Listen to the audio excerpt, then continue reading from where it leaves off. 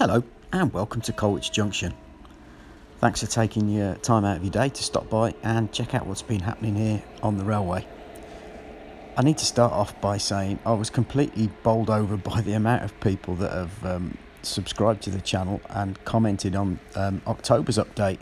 Really has blown me away. If you're one of the new subscribers and taken time to comment on what you see, thanks very much. I really am astounded. I don't understand how the algorithms work with YouTube, but obviously something there must have ticked the right box. Again, welcome and thanks very much. And I mustn't forget those of you that have been here for a while. Your continued support and comments are always appreciated, so thanks. Well, if you've followed the layout for a while, you'll know the scenic shots pretty much finish where the viaduct begins, because there was just bare baseboards underneath it. So with that in mind, I thought it really is time I need to crack on with this end of the layout. So yeah, there hasn't been a massive downfall of snow. This is the attempts at starting to create some sort of scenic section underneath the viaduct. I finally decided there's going to be a canal underneath it. That's because the ideas I get are from the real Colwich, and obviously if you know the area, the Trent and Mersey Canal runs alongside the railway. I pretty much stick to the good old tried and tested methods of creating hillsides. There's nothing groundbreaking here in anything I do, apart from I've got a real liking for masking tape and duct tape. Other brands are available.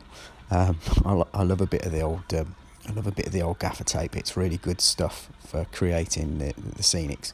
I don't bother going over anything with plaster. I know a lot of people do, and polyfiller and stuff, but I tend to find for what I'm trying to create, I don't need to go that far. I know we've all got our different ideas, but this particular method works for me. As you see from the next couple of shots, the layout isn't massive. It's not particularly long. I wish I'd have made it longer now, but yeah, you just get a little bit of the overall idea of how long the sides of the layout are.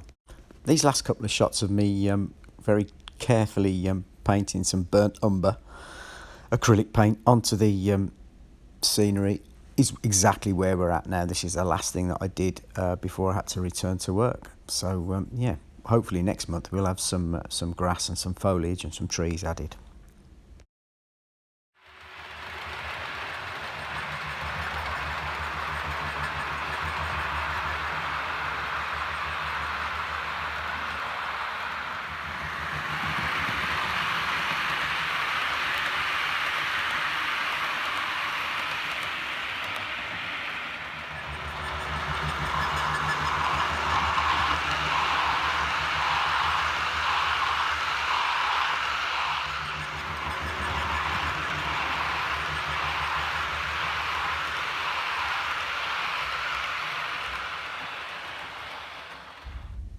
I'm trying to create the modern line side image that I see when I'm out walking most days.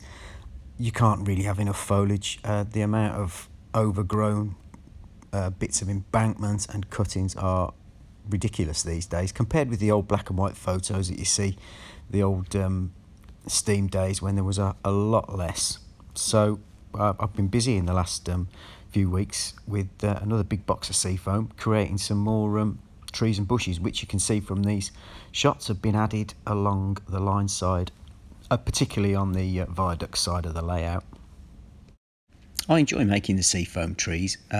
As with nature, there's no right or wrong way of doing a tree. They're so random naturally, and that tends to work, I find, for creating the bushes and trees on the layout. So yeah, just poking a little hole in the board and then slotting them in, not even bothering with any glue, just in case I get fed up and want to move them around again. A little bit more detail has been added to the embankment just outside the tunnel. As you can see, it's just a plain, it was meant to be sandstone, but I've added a little bit more of the brick retaining wall with a little bit of graffiti on there, just to tie it in with the rest of what is quite a steep-sided embankment that I created on that side of the layout. So there's a few before and after shots, and I think it ties in quite well. you know, it's constantly evolving. There's always things that you can add or take away. Just like on the real railway, to be honest with you, there's always things that are changing. So you're getting a bit of an idea that it's all tying in together quite nicely now. Still a long way to go though.